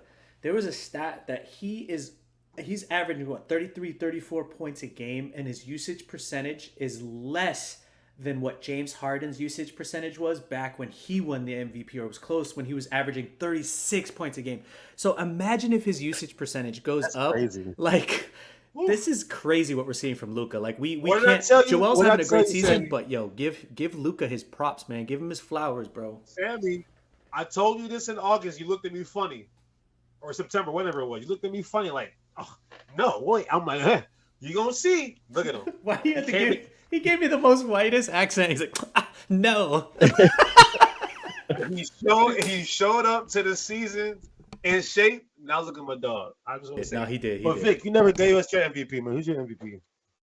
Yeah. Luka's team's sitting in 7th place, so yeah, good for him. My MVP right now would probably it would probably be Joel Embiid. I don't think I could. I mean, the team's in 3rd place, but he's basically, him and Maxey are holding that team afloat. I still think he's a free throw merchant, but you gotta respect game. He's averaging 12 rebounds on top of his 35 points per game, 6 assists. I mean, this is a center we're talking about. It's pretty impressive stuff. 1 steal, 2 blocks. I like it. All right, A-Rod, before I go to you, because I do want you to talk about some OG Anunoby shit, because he doesn't look bad, by the way, but before we get to Game. It's not bad. No. before I get to the A-Rod, Knicks, go ahead. before I get to the Knicks, I just gotta say the Pro Bowl votes came out and everything. The Packers, the Washington Commanders, the Panthers, and the Patriots are the only 4 teams without any Pro Bowl picks. So Yeah, that makes sense. I just thought it was funny. Talentless. Did I not say it? Talentless. Yeah, talentless was right. It was right. But all right, A-Rod, come on. What we got? Outside of LeBron James and Anthony Davis, are the Lakers like the most disappointing team in the NBA? Yo, I'm gonna just take that shit right now. Like, yes, they're not the most disappointing team, but they're very on that level in that conversation. Because how is it that the NBA in-season tournament, they play that shit like it was Game 7 of the NBA Finals every time? Outside of that, this year, they've been a poverty below average team. And if people make fun of Anthony Davis all the time, go look at his numbers. He's balling this year. It's not his fault. And LeBron's doing his thing too. Anthony Davis is balling. I don't know what the hell is going on in LA. I don't know if it's a Darvin Ham problem. I don't know if the talent is just the roster is not constructed properly. I don't know if they need to go really make that trade for Zach LaVine, but it's I know, right? And I wouldn't want them to if I was a Lakers fan. As a LeBron fan, I don't want them to. I don't think it makes sense. But yeah, that team, I don't know what the hell's going on there. But I mean, what do you think about that era? What do you think? What makes them disappointing in your eyes? The entire roster construction. I just think it's not there. I mean, Austin Reeves is he's okay, but like going into the season, I looked at the roster. I'm like, they got the right pieces. I thought. I think we looked at it and we said they got younger. I think we said they got younger than what they did last year. But I just don't think anybody on that team just like sticks out. Like the Lakers are used to having 3 guys. and they wanted to put that on Austin Reeves. And Austin Reeves is he's a role player. He's a very, very good role player. And I think he'll become better and better as the years progress. But I don't think he's set to be your number 3 option for that team. Yeah. And play games, and he's just shooting threes and missing, like horribly missing. And he's not the right fit for a LeBron team. Like, it's just not the guy. So I don't know. You're the GM. What move are you making? I'm moving out the country because they want my head. That's what I want. That's what I'm doing. I don't know. They got to do something. They got to make a splash. Who? Kobe White. I mean, it's going to be a fire sale in Chicago. Have your pick of the litter. I would personally go for DeMar DeRozan. I think that's a better fit for the LeBron team. But they're going to definitely. He clogs that. He gonna clog that space because he's a mid-range shooter. That's all he is. Yeah, I don't know what the fix is, to be honest with you. They need a good point guard is what they need. They need to have a guy that can bring the ball up the floor for them and distribute and find the open guys. They need a 3-point shooter, somebody on the wing that just sits out there and can shoot the 3. There's a lot of things they need because they have the size. Christian Wood, I thought that was a great signing, but they don't use him. I don't understand that.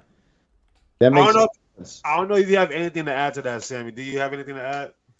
No, I'm just throwing out the Kobe White, and then maybe talk to the Hawks because their situation's not really working. DeJounte? Yeah. I heard about that one. All right, A-Rob, I'm sorry, you can't avoid it, man. Let's talk about the Knickerbockers, man. What's up? I mean, for me, I don't like it. A lot of Knicks fans don't like it, but a lot of Knicks fans are also on board with it. I personally just don't understand. Yeah, go ahead, Sammy. You can go. Go ahead, go. I want you to say your negative part so that I can try and bring you up. No, you can bring me up, and I like the nucleus. I really like the nucleus that we had. I thought it was really good. I thought if we get pieces to put around it, but it's obviously a money move because there's no way that they can keep these players on salary and sign RJ Barrett and quickly. But to me, what you've just done is you've gotten rid of 2 players that are pivotal to this team. Whether you want to tag RJ as the 3rd best player on the team, which I still think he is, and quickly, who's the spark off the bench. We don't have a bench now. And I really do not understand the hype about OG. I don't understand what it is. I know he's good defensively and he gets steals, but so does Josh Hart. Josh Hart does the same thing. He's just maybe a little bit not much of a scorer, but even OG doesn't even score that much either. So Tibbs just goes for defense. He doesn't go for scoring. Like, he's got his 2 scorers in Randall and Brunson, and then everybody else is just a defensive player on the team. So. All right, bring him back to life, Sammy. All right. So, read a little bit into it. At first, I was the same way as all of you guys. So I was like, that's crazy. Now, here's the flip side is you look at a situation, and again, I'm not trying to bring it back to Boston. If the Celtics went the route that they wanted to go and kept everybody the same and continued along the same route, and they went the same route and they made it to the Eastern Conference Finals and lost again, they would be absolutely destroyed as a franchise, saying, why are you doing the same thing when you know it's not working, right? I think this case was very similar. I think you were expecting more from RJ Barrett, weren't necessarily getting more from RJ Barrett, and potentially maybe his fit on that team with Julius Randle, with Jalen Brunson, just wasn't the right fit. And I'm not saying personality-wise. I'm just saying the skill set that he brings to the table for that team. OG brings a different perspective. Again, I'm not saying he's a lights-out shooter or anything like that. I think he brings a different type of scoring to the offense. I think he brings much better defense, more aggressive defense than potentially RJ Barrett does. And at the same time, I'm of the same ilk that it's like, I'm not paying for bench. I want to find my bench. You know what I mean? Like, yeah, I don't mind landing on a potential bench guy, right? Like, if you make a trade and you find out, oh shit, he's a great 6 man, boom, you land on it, right? By accident. But you don't have to pay. You just traded 6 man of the year. You just traded 6 man exactly. We gave him away. Like, That's the thing. You don't have to pay for that. You want to find it. You want to potentially get it. You pay for your starting five. You pay for that. You want to find that starting five. What they were using, and you can't even lie, what the Knicks were using wasn't working. They had to make a change, and I think potentially this was the best change that they could have done. I don't think you should get rid of Jalen Brunson. I think he's proven way more than he's way capable. I think the problem. Keep going. And obviously Julius Randle, those are your two best players, right? You need to fit players around them. And I don't think RJ Barrett quickly, yes, I think quickly was a tough loss, right? So I say don't pay for bench, but I still think quickly was a little bit of a tough loss. But you can't trade one piece for OG when you have no leverage as the Knicks. So you're gonna have to give a little bit more.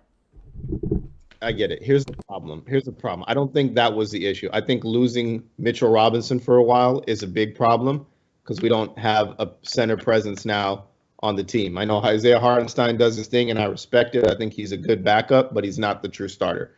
And what the fuck is Evan Fournier doing for this team? Why does Evan Fournier have to sit there and clap for this team? That was a mistake. He's like Derrick Rose. Get rid of that guy or use him. If you're going to use him now would be the perfect time because he's a great off the bench scorer. Fournier, you're trapped with because you made that deal and he sucks. So nobody wants that. No, nobody wants. You know what it is? No, he's good. He's a good scorer. Y'all got DiVincenzo, and he's taking those minutes because DiVincenzo. Let's be frank, he's a better overall player than Fournier, and on top of the fact. They must love Villanova because there's a reason why they felt comfortable getting rid of Quickly and RJ Barrett, and because I feel like DiVincenzo's production is going to probably improve a lot more because they want to rely on him more from a bench standpoint. But you obviously watch the team more than I do. But trust me, I'll watch this team. It's definitely going to go up, but they needed to use Fournier, and I don't know why they like this guy, Deuce McBride. Like, I don't get what he brings to the team, but his use is going to go up too. I just don't see it. And Quentin Grimes, like, his face looks like it caught on fire and he put it out with a fork. Like, I just can't stand watching him when he gets the ball. He literally shoots the three. That's his job, and maybe he'll make it. But he's not the best three-point shooter that we have. Yeah. And he seems – I don't know. He's like a Chick-fil-A employee. I don't like him. Because he just doesn't look like your stereotypical, like, I know what I'm doing on the basketball court. He looks too stiff for me. He doesn't fit New York Knicks. He could go like Utah. No, he's like Landry Fields is what he reminds me of. Utah. You got anything to add to that, Vic? Sammy, I think I don't know. I appreciate you trying to make Gayrod feel better, but I don't know how to... Before you hold on, well, one real quick, because I want to just say something to appease Vic. If you're looking at a fit on a team, would you rather somebody who's shooting 32% from three or somebody 39% from three? I'd rather have the 23-year-old. Damn, I like that answer. Just give me the gun now. Just show me the gun now. I like that answer. Because RJ can get better. I mean, remember Jaylen Brown's 3-point percentage when he was 23? I guarantee you it wasn't anywhere where it was 32. Now. I think it was like 32. Yeah, it was pretty terrible. And yeah, he right now is RJ Barrett better than OG Anunoby? No, but he would. I think personally, I thought he was on a nice trajectory. RJ Barrett. I don't think he can be a star for a team like the number one guy, but I think he's a great second or third player on the team. I think he will eventually be that. But it wasn't working. And I think he was fine with being there. It was working, but I'm telling you, Mitchell Robinson went down. It's a weird move. It's a weird move for more defense. Yeah. Is OG Anunoby going to win you a championship this year? No. Nope. But is RJ Barrett going to win your championship this year? No. Not this year, but possibly down the road. That's why the trade doesn't make sense because, I don't understand it. I don't understand it from both sides. Toronto fleeced. I agree. Oh, yeah, 100%. Yeah. But also, you got to look at it the perspective the Knicks have no leverage, right? So any trade that they make at this point is going to look like a fleece because they have zero leverage. Yeah. Unless they trade Brunson. I don't know why they kept Randall. I would have traded Randall. I agree with that, but they love him. They want Randall to be their best player. They love him. they want him to be the best player. I don't know if he wants to be the best player, but they want him to be the best player. To me, the only thing that can happen at this point is that they're disappointed with Randall and they take a shot on trying to get Zion over to New York, because at this point, what's the difference? Like, one of them is overweight and doesn't give you enough, and one of them is super talented, but they feel like You they wear can get more. Skechers. So You I wear don't know. Skechers. That was a little tough. Sammy, what's on your mind? Yo, shut the fuck up, Kevin Durant. Like, shut Ooh. the fuck up. I'm sorry. Is it Shut him or is up. it the media? Is it him or is it the media? 'Cause I don't know. I haven't really paid attention. Is it really him saying these things, or He like is. what exactly He has is. been going And, on? well, it's a little bit of both. It's like he's saying that he's, slightly unhappy, or he's like kind of like it rubs him the wrong way, this whole situation. And I'm like, this is the bed you made. You better fucking lay in it. Your entire franchise, or the franchise you wanted to go to, did all of this to get you there. Did all of this to get Bradley Beal. Of course you were going to be a shit team because you have zero bench. You have no support.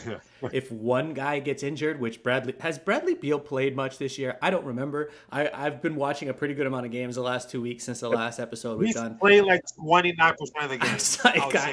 I don't know, like, if he's even playing. And this is what you wanted, bro. This is what you wanted, man. I'm tired. I don't know. I'm just tired of it. No, I got nothing to add to that. You're right. It's the Golden State thing was like, all right, look, I'm tired of everybody saying I don't have a ring. Let me go to the team that whooped my ass to go get a ring. Everything that's happened to him after that, Brooklyn, he wanted that. Phoenix, he's wanted this. Like, he's wanted an opportunity to have what he's had, and obviously, it's not easy being. Being the guy that they have to go to ask questions. Hey, what do you think about this? What do you think about this? Because the one thing I can say about Kevin Durant that I love about him is what makes him not like. I remember a few years ago, like, people asking, like, why can't Kevin Durant be better than LeBron James? I said, because he don't know how to lead. All he wants to do is play basketball, which I admire that. Like, when it comes to I just want to play basketball, I give him all the praise in the world for that, because he does it at a higher level than a lot of people I've ever watched in my life.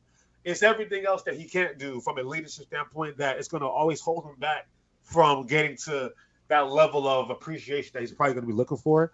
But yeah, it's when you keep trying these tactics in this NBA today, with it's like a lot more team basketball. He don't got a chance. There's two things to it too. It's like, at this point in his career, it's about his legacy. It's not necessarily about ships anymore, because we all know how great he is. Now it's about your legacy. The next legacy for Kevin Durant.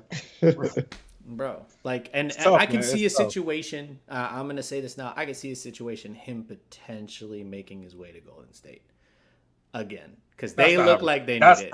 They look like they need it. Absolutely not. That would be the worst move in his. The first time was one thing. If he goes crawling back to Steph Curry, What's it? But my thing is, what's his alternative? What's his alternative? Will never have any love for Kevin Durant if he goes crawling back to that short light-skinned dude and Golden State. I'm sorry. But he takes a month. I don't think Kevin Durant cares, to be honest with you. He takes a month of getting no. shit on, and then he wins another Hell ship, no. and then flicks everybody off. But again, my question is, what's the alternative? You either bite the bullet and be what? A fucking lottery team almost? How old is he? 35? He going to retire at 37, 38 as one of the top 5 all-time leading scorers. He's gonna with 2 rings from Golden State, and he'll be happy. He's gonna retire. He's gonna retire like Barry Sanders. He's gonna be a fucking pitiful, like just grumpy old man, because he's so stubborn that he didn't want to go anywhere to win a championship. And I applaud him I applaud Barry Sanders for that, because he didn't go anywhere. He could have went somewhere else and made something. I grew up, when I was living in Detroit, all I had was Barry Sanders. He's the greatest football player I've ever seen in my life. Agreed. I'm sorry. I love Barry Sanders. Agreed. He can do no wrong. Agreed. He can do no wrong to me. But you can't lie. He should have went somewhere else and got a ship. Oh, well. Yeah. Here's my last thing before we sign off on basketball. Rookies. Chet Holmgren. We talked about, rookie of the year earlier this season. I said, look, it should very well be Chet Holmgren. Okay, let's OKC looks. That's why I talked about Shea Gilgeous a little bit earlier. He's been phenomenal. But Chet Holmgren, now the thing is like the Ben Simmons effect. Is he really a rookie? Yes. You know what I mean? Like yes and no.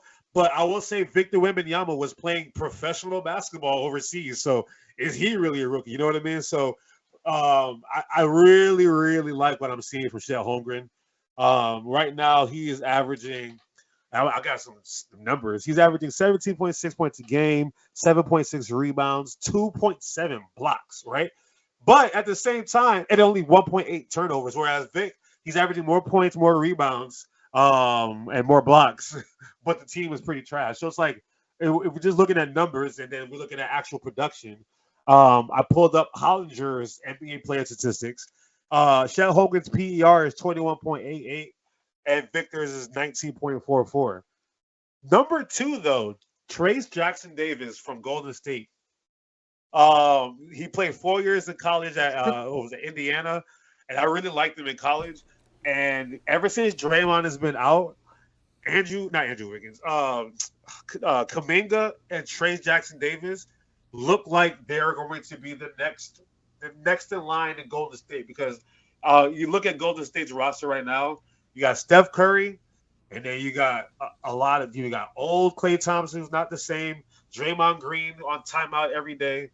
But I think this suspension for Draymond, we're starting to see the resurgence. Speaking of Draymond, there's a show on, I think it was Prime, about him like in therapy and stuff that was released like 2 or 3 years ago. I heard about it. Yeah. that ain't work out so good. That shit did not work at all. It did not work at all. But yeah, Chet Holmgren. And OKC, I like the direction they're heading in, man. I feel like Chet Holmgren has a lot to do with it. Like for real, he's gonna be a solid basketball player. I had questions about him. I still do with his frame, but you know, Kevin Durant's played with this frame his whole career. Does he get hurt a lot? Yes, Kevin Durant's gotten hurt a lot. So Chet Holmgren might be getting some of those same type of bugaboo injuries in his career, but overall, I'm a huge fan of Chet Holmgren and what he's done on the basketball court. I don't want flowers. I don't want a pat on the back. I just want it to be known that every time I do make a bad call, y'all like to call me out. When I make a good call, it's always crickets. Just wanted to be known. Victor Wembanyama's plus minus is minus 6.5, whereas Chet Holmgren's is plus 5.9. That is almost a 12-point swing. It's crazy. Big. Yes, some of it has to do with the team that they're on and things like that, but it's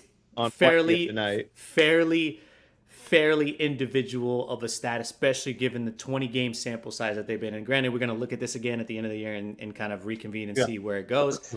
But yes, Chet Holmgren was my rookie of the year pick at the beginning of the season. So yeah, I think I gotta look back at the film. I think that was my pick too, but we'll see. But Vic, what's have you been paying attention to OKC at all? Yeah. How is Josh Giddey still playing? They just arrested what's his name, Wander Franco. They finally got a hold of him in the Dominican Republic. When are they going to arrest Josh Giddey? It's because Josh Giddey's white. Yes, it's fucking bullshit. Yeah. Hey, I mean, I'm just saying right now, if Draymond was messing around with a 15-year-old girl instead of punching people in the face, that motherfucker would be in the fucking penitentiary right now. Thank you. If Josh Giddey was Palestinian. I didn't want to be the one to say it. I didn't want to be the one that said it, so I appreciate you, Vic, for saying it. No, you're absolutely right. Well, I'm just saying, like, that's bullshit.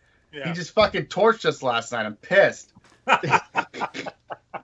We got cooked. Yo, and that's part of the reason why I asked, because I picked, my dumb ass on Hard Rock bet. I took Boston, and I was like, damn.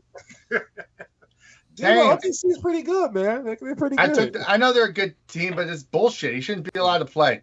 Yeah. But, I mean, he's not their most important player anyway. It's like, they got a lot of talent. And Shea Gilgeous-Alexander, that boy is good, man. That boy is good. Jalen Williams is really good. Chet was great. Williams impressed me a little bit, too.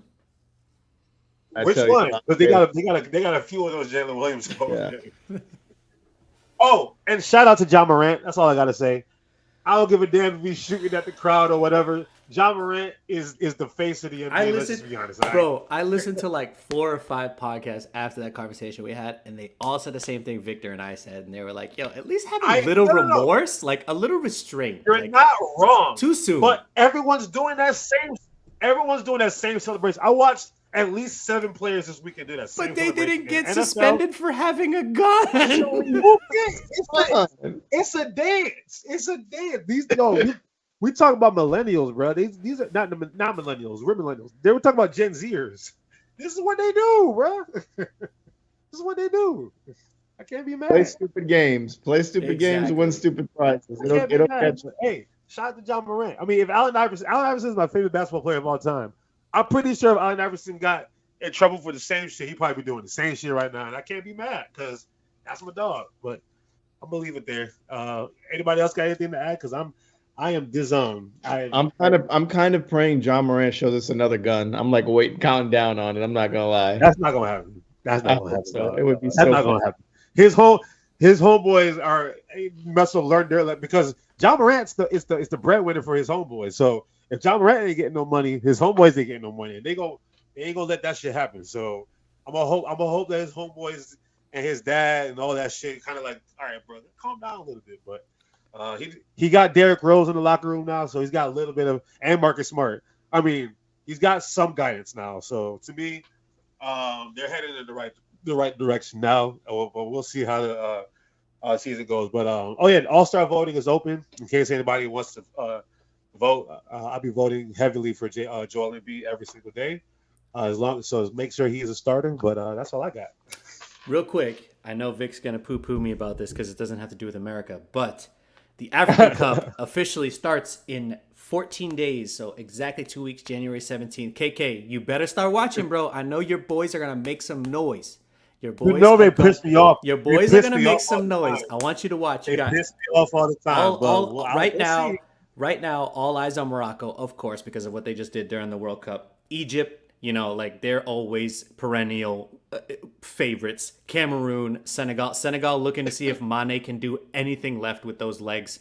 I mean, this African Cup is going to be probably one of the best because of just the talent that's leaving and some of the young players that are showing themselves now. Granted, there's going to be some duds, there's going to be some bad games, so don't watch every single game because some of those games are going to be pretty bad. But as soon as we get to the knockout stages, I think those are going to be some fire-ass games. You got Algeria as well. Algeria is kind of on their last leg. This is their last chance to kind of defend their title. I mean, this is going to be sick, man. And KK, you guys got a squad. You guys have a squad coming. Give it 4 years. And the best jerseys in the African Cup. You guys have the best. And the African Cup always shows up with the best jerseys too. Overall, like most of the teams have some crazy ass jerseys, but I'm telling you, Osimhen is looking like an actual beast. You got Lookman over there who's having a crazy year for I forgot who he played in the Serie A, but dude. Nigeria is looking like if all those pieces come together on the right stage, it's going to be okay. But yeah, it's always going to be the same six. They all play with the lack of humility. That's the problem that I have with them. Osimhen's mad humble, dude. Oh, let's see, Vic. Anything on the U.S. soccer front before we sign off? Anthony Robinson is awesome. Christian Pulisic continues to wow at AC Milan. We got Weston McKennie is crushing it at Juventus. And then of course PSV is rolling. So good times. It's a kind of a shame, Sammy, for AFCON that half the, I would say, a lot of the best AFCON players play for France. He's not wrong though. They're poachers, bro. They're poachers. Where can they find us? KK, that's that colonialism. You know it, bro. It's that colonialism. Oh, yeah, we know. Fuck the colonizers, bro. Do you know the way? What part? All right. You from Nigeria? What part? That comedian's the best, yo. Oh god! All right, you can find us on X or Twitter. I'm calling it Twitter at @fair_weatherpod. You can find us on Facebook, Instagram, YouTube. Search the Fair Weather Podcast, and wherever you subscribe or listen to podcasts, you can catch the audio there. 2024 words of wisdom. Who wants it? all I'm gonna say is don't make. Actually, if you got resolutions, cool. But the only resolution that you should ever have is make sure that you have a better year than last year. That's all I got. Like, as long as you're doing better than last year, then you're doing good. You know what I'm saying? So that's all I got. Peace. Fly Eagles fly. Even though we suck, go blue. Hit that off button. Go blue.